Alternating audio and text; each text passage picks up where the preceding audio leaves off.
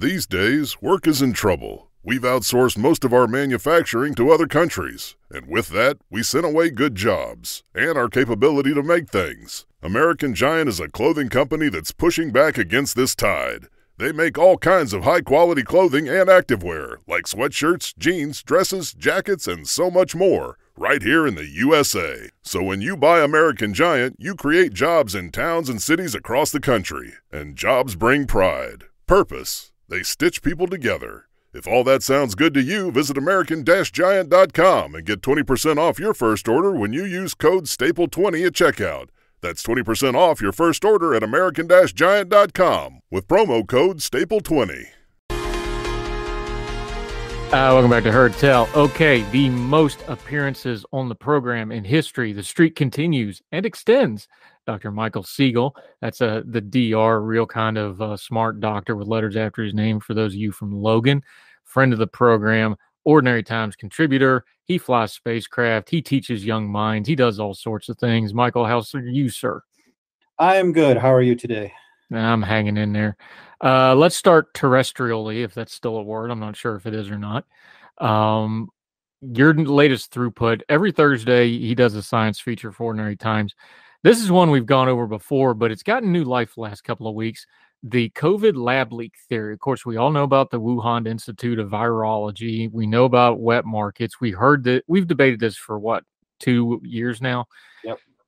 But you had to write about it because there's been some new developments that have really thrown fuel on the fire, as you say. Yeah, there was a Republican report from the Senate staffers this week that said that they thought that the lab leak theory was more likely than not to be true. And Vanity Fair ProPublica did a publication that was based partly on that report and also from diplomatic messages that and from the Chinese government that seemed to indicate some very big problems with the operations of the Wuhan Institute. Now, we've been getting hints of that for a while, but so far there's not been a smoking gun. What you have with the lab leak theory is a lot of suggestions, and just starting from the fact that it's the Wuhan Institute and the outbreak happened in the city of Wuhan. Now, Wuhan is a massive city, and the wet markets have been previously identified as a potential source of a viral outbreak. So that's not completely definitive. But when you dig into the Republican report, and especially when you dig into the ProPublica report, it's still just a lot of conjecture. There's no real solid evidence. We do know that Wuhan had problems with their BSL-4, Biosafety Level 4 facility, but that's not unusual. That's not really new news. This summer, there were 2 papers published in Science, though, that looked at the COVID-19 virus from a biological perspective, look at its DNA, looked at its evolution, and they concluded that a zoonotic outbreak, an outbreak from a bat or a pangolin or something like that, was far more likely than a lab leak. We're probably unlikely to know for sure, and we're especially unlikely to know for sure because China has been very opaque on this issue. Their investigations have been kind of cursory and secretive, and they're not really sharing the kind of information that they need to share so we can definitively nail this down. And we might not, even if they were, we might not know for sure.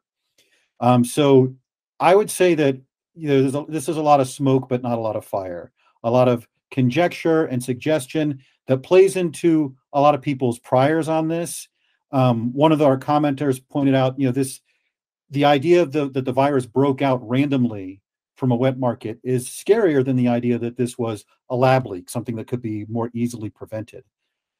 But in the end, the evidence still weighs heavily on a zoonotic origin. It's not, I would say, the lab leak is not a conspiracy theory if you're talking about a lab leak. If you're talking more of the plandemic, Bill Gates did this so we could all have 5G chips installed in us or whatever, that's a conspiracy theory. But I think while the lab leak theory is not ruled out, it's very unlikely at this point. Yeah, Dr. Michael Siegel joining us. Here's how I break down news stories, and this is where I have a problem with this one. How we get the news is usually just about as important as the bit of news we're getting, right? Mm-hmm. So we have a couple parts here, and you already touched on one of them. We can't trust anything coming out of China because we know they lie, cheat, and steal because they're a dictatorship that are obsessed over information control. and image. Why we had the outbreak in the first place, because they spent a lot of time denying that this thing was communicable to humans. I mean, that we might not have contained it anyway, but that certainly didn't help. Yeah. So we've got the China piece. You mentioned this is Republican staffers, but it was put out into the media, the mass media, by Vanity Fair and ProPublica. These are not two organizations that are normally really super friendly to Republicans and or right-wing political entities. ProPublica is very open about being activist journalists. They actually do really good investigative work. They're biased, just program that in, but when they investigate something, it's usually pretty solid. They know what they're doing. Vanity Fair, of course, is a very progressive liberal publication. Normally, when they agree with something from the right, you would go, okay, well, these folks don't usually get along. There should be something to that.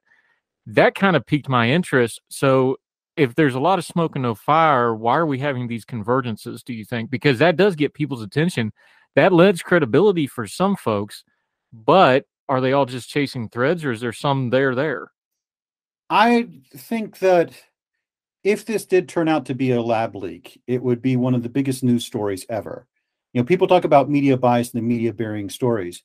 If a left-leaning organization were to discover the smoking gun and say this absolutely came from Wuhan, they'd win a Pulitzer Prize. You know, it'd be the biggest story of the year that this came from the lab. And it's not, you know, an unreasonable supposition. We have had outbreaks from labs before. The last person to die of smallpox got it from a lab leak in the UK. We've had outbreaks specifically of the SARS virus in China and Singapore from people doing research on it. It didn't spread because it was contained, and it wasn't COVID-19, which was way more infectious. But we have had these outbreaks. So it's not that unreasonable a theory. I think, and this is still very early days, there's still a lot of debate going on about the ProPublica piece. I think they may have jumped the gun a little bit. There are a lot of people saying that they mistranslated the Chinese documents or misunderstood them. And certainly interpreting government documents from a government like China is very difficult. And there are a number of other people. There was a virologist who went on Twitter and put out all his criticisms of the piece that they didn't wait for before they published. So I think that they anticipated this was going to be a big story and may have jumped the gun here.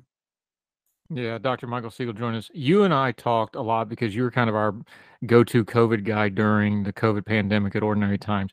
By the way, we're linking to both the Vanity Fair and ProPublica piece and also the congressional report. Read it all for yourself. Same thing Michael says in his piece. Read the whole thing for yourself. Make up your own mind. We're discussing this as if you've read it. Make sure you do your homework here because there's a lot of details involved. But we talked a lot about one of the things that really made the pandemic a mess was communication. We learned really quick that scientists and the common folk don't communicate real good. Academics don't communicate real good. Doctors don't communicate real good. And any of those three that are also government bureaucratic officials, they really don't communicate very good, right? We've established that. So you understand where people are coming from with this when it's like, well, hey, when we brought this up in the early days, you were deplatformed. You were told, no, you're crazy. Don't even ask this question. And now we're coming back to this. You understand where people get a little skittish with this stuff because of the way it was communicated, because of the way it was handled, you know, believe the science, all that mess that we've talked over and over and over again until we're sick of it for 2 years. You know, this isn't in a vacuum. This story's getting more life because of the way people treated it, because of the way people manipulated it, and because of the way, you said it before, the way people put their priors on it before. This isn't in a vacuum. This is a sequence of events that brought us back to this story yet again, right? Oh, absolutely. I think that the lab leak theory was dismissed early on and with far more certainty than it warranted. Certainly there was a lot of junk science being done that they said prove the lab theory, like, oh, these sequences only have a 1 in X chance of occurring. Well, that's why we don't get disease outbreaks every year. You know, or there were I think a lot of people were concerned that validating the lab leak hypothesis would link to really crazy conspiracy theories about a pandemic, or that China was using this as a bioweapon against the West or something like that. But I think that there was a necessity, and I wrote about it at the time, to divide between people saying this may have leaked from a lab by accident or even on purpose versus this was some giant, vast conspiracy to kill millions of people or make Bill Gates rich or whatever their conspiracy was. I do agree that there was far too early. I don't want to say far too aggressive dismissal of lumping this in with conspiracy theories rather than what it was, which was legitimate question of, hey, there's a virology institute just in this same city that researches coronaviruses. Is there a chance that these are related? All right, it now appears that it's unlikely, but I don't think you can ever rule it out. And so while I would say pandemic conspiracy theories are disinformation or whatever, or crazy, I would say that saying this came from a lab leak is, while not favored by the evidence, is not a crackpot theory at all.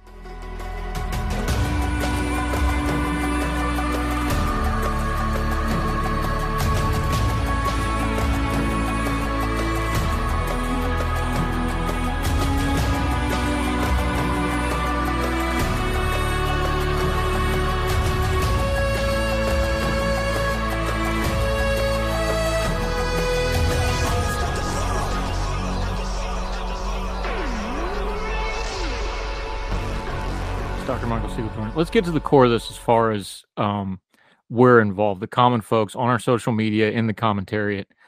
This really gets to the core of how do we discuss something as complicated as this. When it comes to this disease, you've talked about it before on this program. Science, good science is okay with getting questioned. It's like good religion is good with getting questioned. Good politics is good with getting questioned. You know, one of your signs of integrity is, are you okay with getting questions and handling tough questions? We just touched on the whole, believe the science. You're not allowed to ask any questions. That's not good science. At the same time, there's some line in there where you depart from, honest questions, honest skepticism. I'll say healthy skepticism, because healthy skepticism is a core part of science, right? Mm-hmm. Where's the line when we're discussing this stuff of, okay, we need to be, discerning of what we're being told here, but it's maybe a topic we don't know a lot about, before we descend into, crack pottery, as you so aptly called it, the conspiracy theory, all the noise and nonsense out there. Where's that line? How do we tiptoe up to it, and how do we don't cross it, Professor? That is a very good and difficult question. I would say look for when people start trying to attribute motives or trying to hammer it into a political frame. That science concerns itself with questions of fact. And when you start expanding that to motives and trying to ram it into whatever frame you want it to be in, that's where you're going more towards the crack pottery side. So to return to the lab leak theory, asking legitimate scientific questions. Did this come from a lab? Was this related to lab research? These are factual questions. You're trying to ascertain facts. Can we look at this virus's gene code and see that it was engineered? Can we look at the pattern of the outbreak and see that it was related to the Wuhan Institute? These are things that have definitive answers.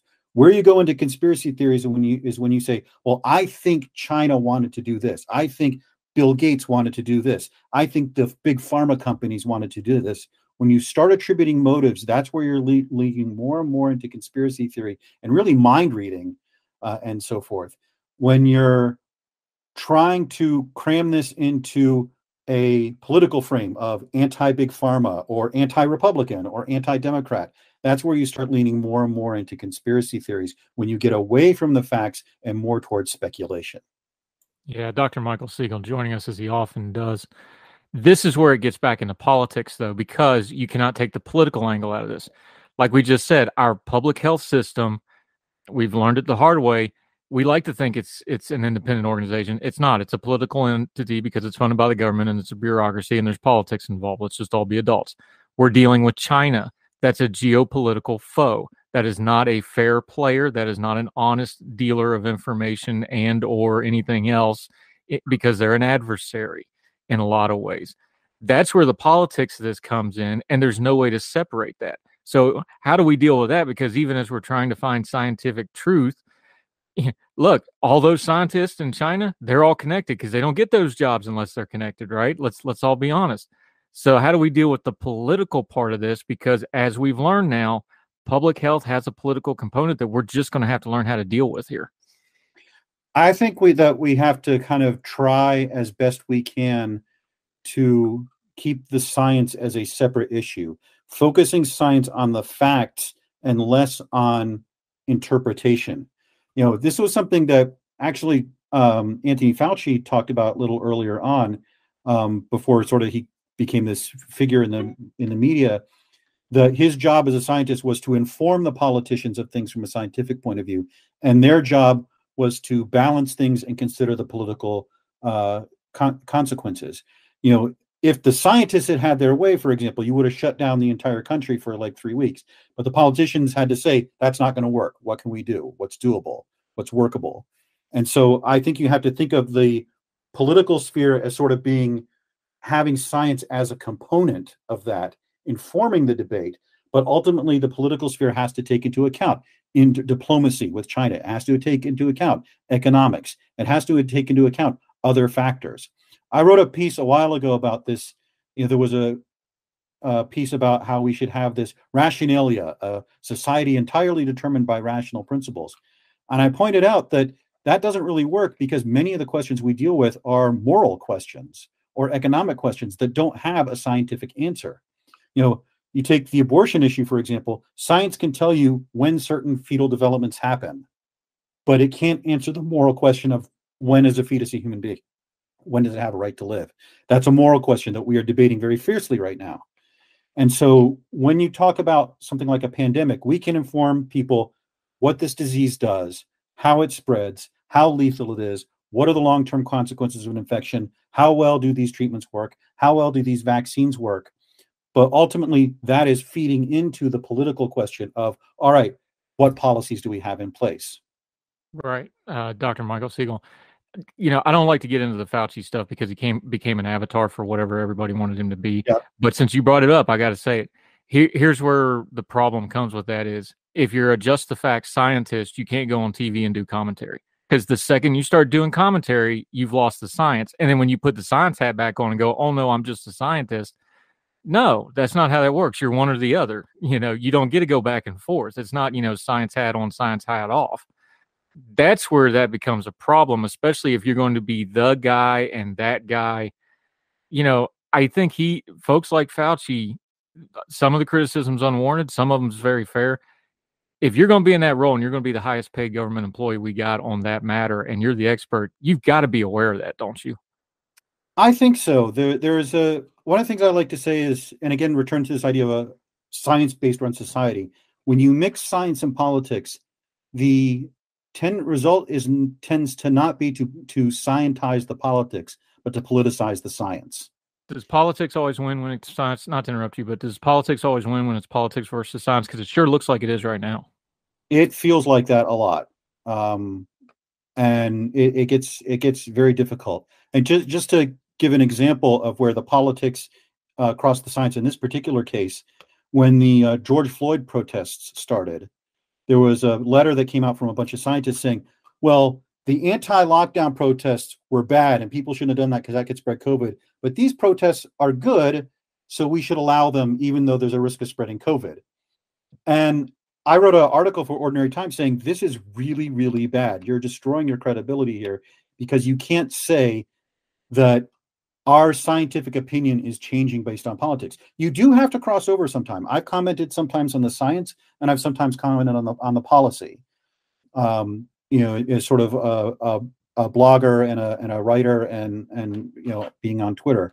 But you have to be very careful when you cross over those roles, because if there is a perception that your politics are informing the science, you're really damaging your credibility.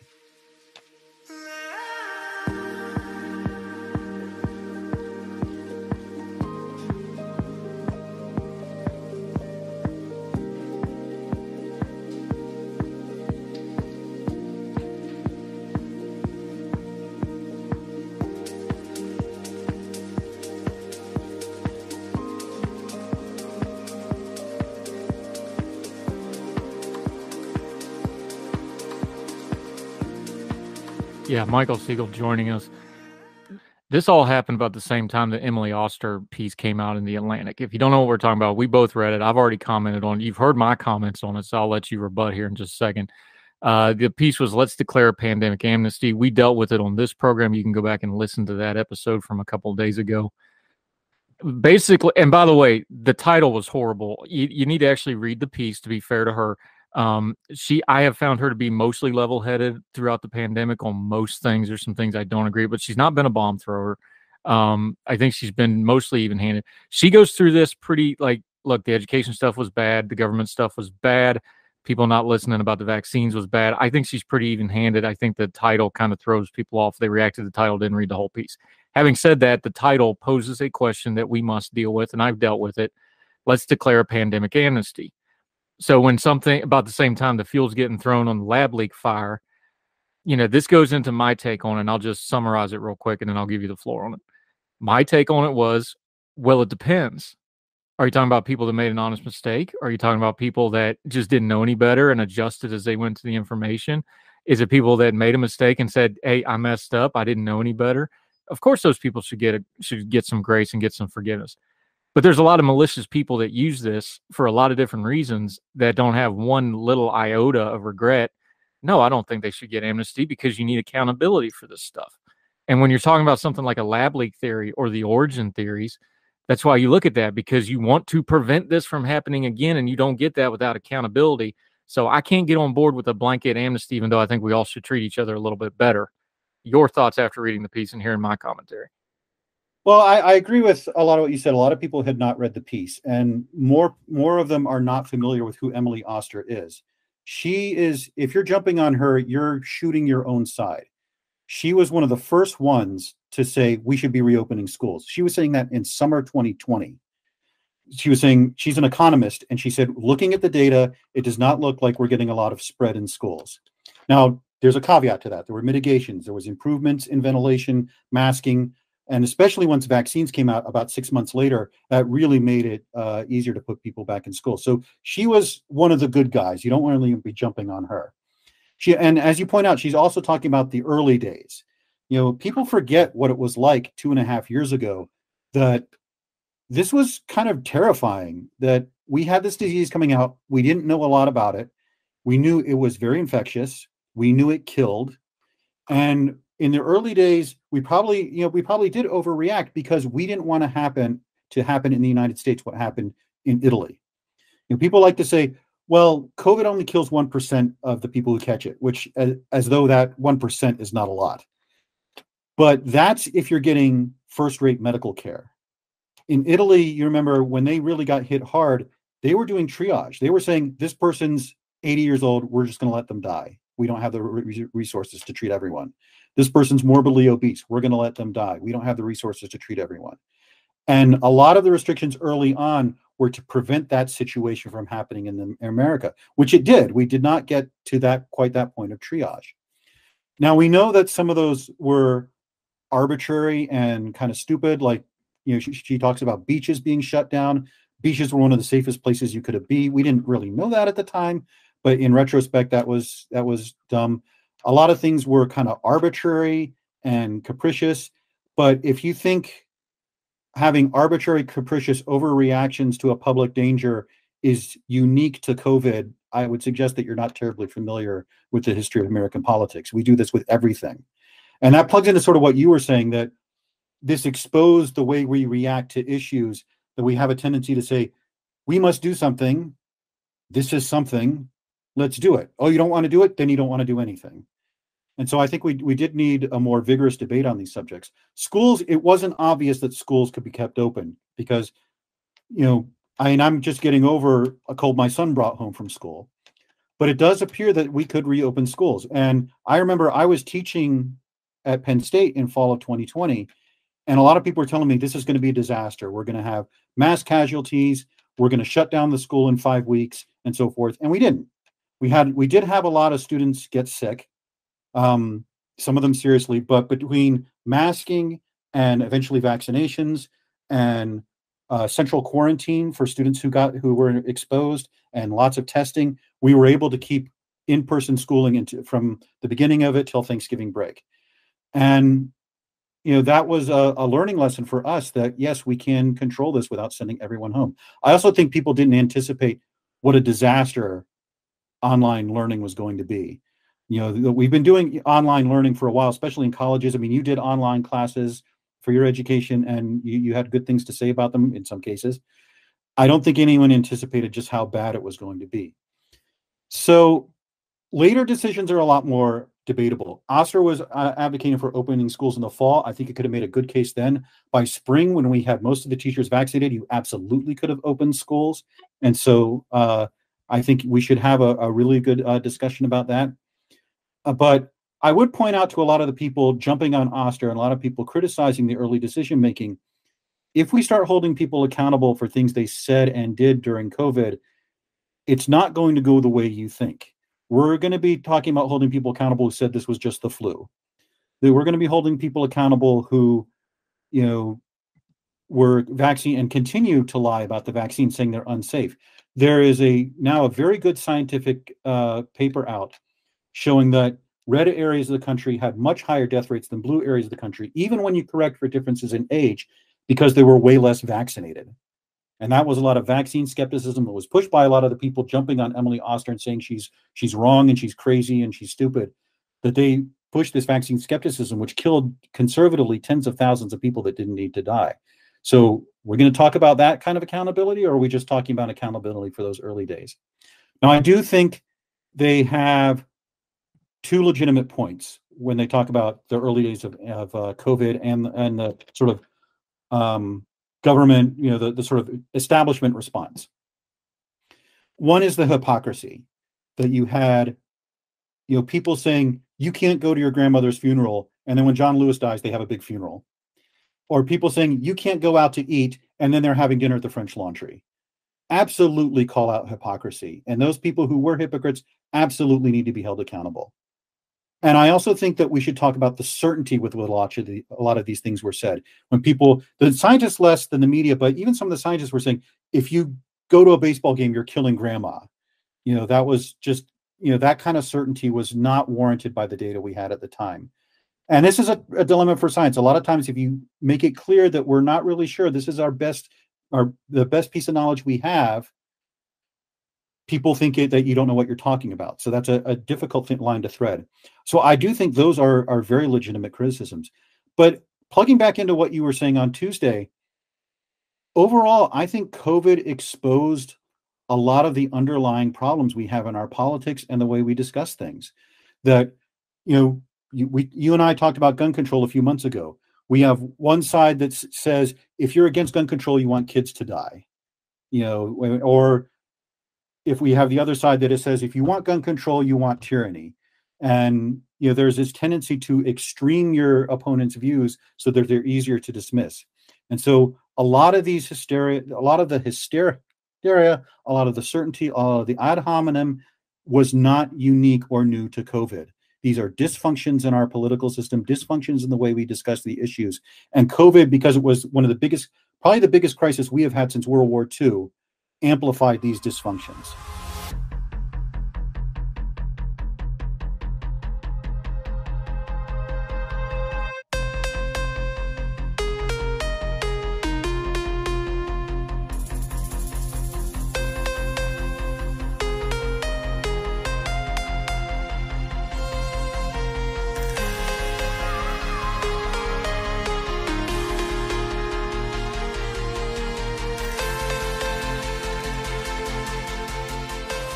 Yeah, Dr. Michael Siegel joining us. The one that got me where I just went, okay, remember when they banned the seeds up in Michigan? You could not buy seeds to plant. I was actually just going to mention that. That's the one for me where I was like, okay. And remember, this is one of the first banned things. Like, this is even before I think we shut schools down. They started doing this stuff. I'm like, okay, you're just, this is masturbatory. There is no rhyme, reason, or that's the one that really got me. Yeah. For those of you who don't know, there was in Michigan, they had grocery stores open, but they had non-essential items roped off. And so someone had a picture where they'd roped off the seed aisle saying, you can't stop for seeds. And their logic was, we only want people to go to stores if they absolutely have to. We don't want them shopping. But the amount of time it takes to get seeds from a store and the amount of risk that people are exposed to is minimal. This was the big problem. And it is again, a dysfunction in our political system of not looking at cost benefit analysis. The benefit of roping off seed aisles could not be measured with the Webb telescope, but the inconvenience it caused to people was significant. And frankly, having people go outside and garden was one of the better things they could do. It's insanity. Dr. Michael Siegel, the most appearances on this program ever. We're going to keep that going as long as we can because he's really, really sharp, and he's becoming a multimedia, multi-platform superstar with his YouTube channel. Also writes at Ordinary Time. Let folks know what you got going on, where they can follow you, all the different things you've got going on. Your latest that we talked about a little bit earlier, the throughput, that is up at ordinary-times.com as it is every Thursday. The YouTube channel, your Twitter. Also wrote a good little book, by the way. You got to go pick it up. Let everybody know what you got going on there, sir. Sure. And Ordinary Times is a good gateway to everything I do. All my videos I post there so that people can find them. I'm actually, now that I have a few subscribers, you can just go to YouTube and Google my name, Michael Siegel Astronomy, and you'll find my video channel, and hopefully you'll find something there that you find interesting. Join the ongoing 2,000 comment debate over what the best spaceships in science fiction are. But yeah, that's the best way to find me is usually through Ordinary Times. We're going to do that one where we talk about the crew and the military setup of those space captains too. I can't wait to get in on that. That's going to be a fun one. Yeah, Dr. Michael Siegel. Yeah, he was my guest. I just always love. We get so obsessed with you just proved it. They get so obsessed with the ships, you forget you got to have a crew to run that thing. Yep. Does the crew match the ship? Because then the ship doesn't work and doesn't make any sense. But we'll get into that. Not all officers either. Yeah, don't get me. Like, I'm a retired sergeant. Don't get me started on lieutenants. Like, all the lieutenants are superstars. I'm like, no, lieutenants are like baby giraffes. They can't even walk in a straight line. You got to like hold them up. It's ridiculous. Like that's. See, I'm giving you all the good channel stuff. I'm not going to give it to you for free. You're going to have to subscribe to his YouTube channel. Dr. Michael Siegel. Love it, buddy. Thanks for the time, sir. All right. Thank you for having me. Yes, sir.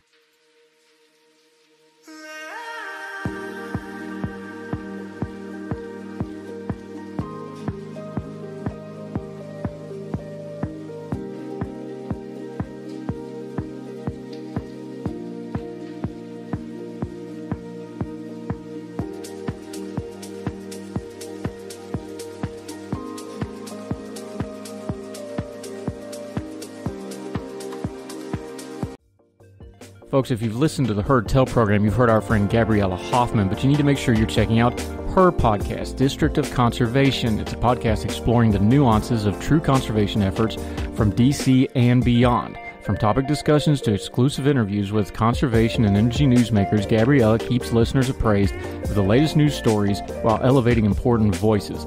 Listen to District of Conservation on Apple Podcasts or wherever podcasts are played.